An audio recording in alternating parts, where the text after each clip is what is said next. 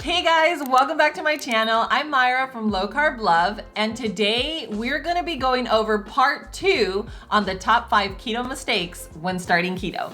So mistake number 1, I see it all the time, is eating too much fat. Now you're probably like, wait, what? Like keto is based on fat. And yes, it is. But remember, like a lot of the foods that we eat have fat, like eggs, like avocado, like almonds. If you're having steak, if you're having ground beef, chicken thighs, like these foods are already, they already have a natural source of high fats. So you don't need to add like a tablespoon of oil on top of that. And don't get me wrong, I add butter to my veggies and it's delicious and it's perfect.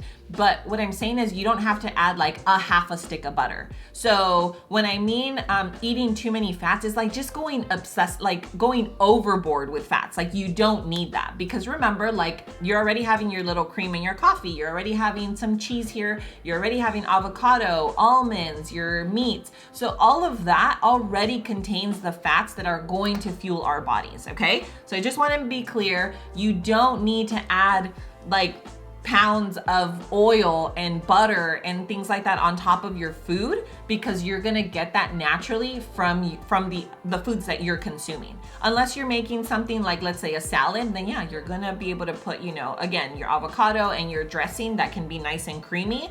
If you're having veggies, then sure, you go ahead and add some butter, but 1 tablespoon of butter, not 5. You know what I mean? Like it's just about being a little mindful with the fats. So you do not need to add additional fats, because especially if you're trying to lose weight, remember that your body is going to try and burn your own fat. So that's the goal here. At the end of the day, if you just go low carb and you eliminate the carbs, your body is just naturally going to burn your own fat. So remember, the more fat you eat, your body needs to burn through that fat before it starts burning your own body fat. So always keep that in mind. Mistake number 2 is eating too many calories. So you're like, wait, I thought this was all about carbs. And yes, it is. But remember, in order for you to see the scale move, you need to be in a calorie deficit. It's just what it is. There's no like shortcut, there's no like magic pill. You need to be in a calorie deficit in order to lose weight. So with keto, the reason why you see like these crazy results where people are losing 100 pounds, 50 pounds, whatever, it's because keto allows you to, it makes it easier. You have suppressed appetite. You are able to have delicious food so you don't feel deprived where you're having like a piece of like dry chicken with like lettuce and lemon, because trust me, I've been there and that's how I've lost weight in the past. And I was so miserable because like you don't enjoy your food. So keto allows you to have delicious foods. But you still need to be mindful. So remember, like, just because you're able to eat bacon, you're not gonna sit there and eat a pound of bacon, right? So just remember the mindfulness, like calories still matter, calories still count. Yes, you're focused on your 20 net carbs a day, but you want to be mindful, especially if you're on a weight loss journey, okay? So remember, be mindful of your calories, because that's a huge mistake. It's like people are like, oh, but it's 0 carbs. I can eat 2 packs of bacon. Well, yeah, it is 0 carbs, but you're never gonna see the scale move if you're consuming that many calories, okay? So just keep that in mind. So let's move on to the next tip. Mistake number 3 is not eating enough calories. So I know you're like, wait a minute, you just finished telling me that I'm eating too many calories and now too little. Yes. So remember, it's all about balance here. So if you don't eat enough calories, what ends up happening is your body goes into like starvation mode, right? And then it's gonna hold on to everything that you put into your body, because our bodies are meant to survive. And if our bodies feel like we're not getting enough nutrients, things will start happening. That's where people will start going into hair loss. I've experienced that as well, because I grew up in a time where restriction was how people thought was the way to go. So I was always like restrict.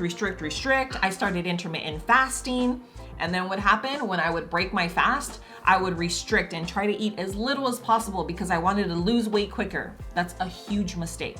No, you need to fuel your body. Remember, like, we need to properly nourish our bodies in order for you to see the results that you want. And I know that you're probably thinking like, no, like the faster I get there, the better. Okay, well, it doesn't work that way. So don't do that. You need to fuel your body, give your body the nutrients it needs, and then the results will follow. So focus on health, focus on eating. Your meals should look healthy. Yes, keto, you're able to use fats, but they shouldn't look like a ton of cheese just every single day. Like if you look at the foods that I actually eat, and people that have been really successful on keto, they're gonna have their proteins, whether it's chicken, steak, salmon, you are going to see protein on their plates with their veggies. And then whatever it is, you can do loaded veggies, cauli mash, whatever, and you will have your healthy fat. So that's what your plate should look like. So just always keep that in mind, that if your goal is to lose weight, you need to focus on health, okay? And the results will follow. Mistake number 4 is eating way too many processed foods. So the best results are gonna come from sticking to the basics. You wanna stick to your proteins, your eggs, your veggies, healthy fats, and of course, you're still gonna end up having those treats here and there, but definitely keep those to a minimum, especially if your goal is to lose weight. Mistake number 5 is eating too many low-carb foods. So, you guys know I am not the person to tell you not to eat them, because I eat them. I like my low-carb tortillas, my low-carb flatbreads. I like the lavash breads, all of that stuff. I definitely like it, and I think that you can totally thrive on a keto diet while consuming them, but you have to be mindful. You can't eat them every single day unless you are intermittent fasting most of the day and then you're eating in a really tight window. Then I would say you'll be okay. But if you're not and you're trying to have 3 meals a day, I would definitely say they're more of a treat.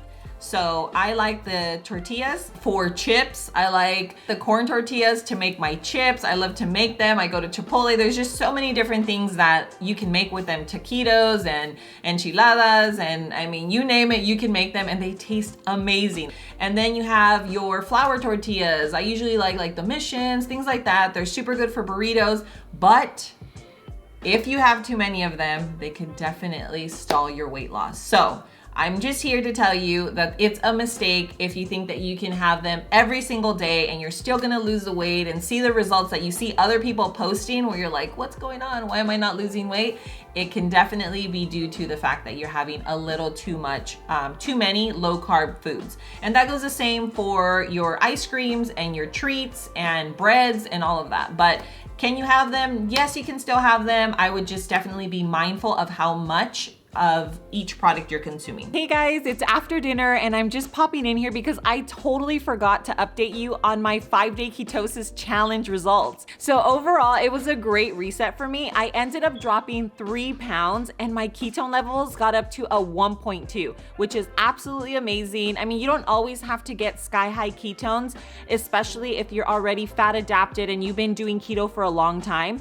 But for me, because I've been going in and out of ketosis, that was great that I was able to get my ketone levels that high. So of course, I'm gonna continue intermittent fasting. I will be using the Keto Coach app, so make sure you download it. It's a great application. I use it every single day to track my fasting hours, and I just love it. And of course, in the future, I'll probably be hosting other challenges for you guys so we can do them together. So thank you so much for joining me on this video. I hope these tips have been really helpful. Comment down below. Let me know what else you guys want to see. If you want me to host another challenge, if you want me to be more detailed, like what do you guys want to see? Let me know.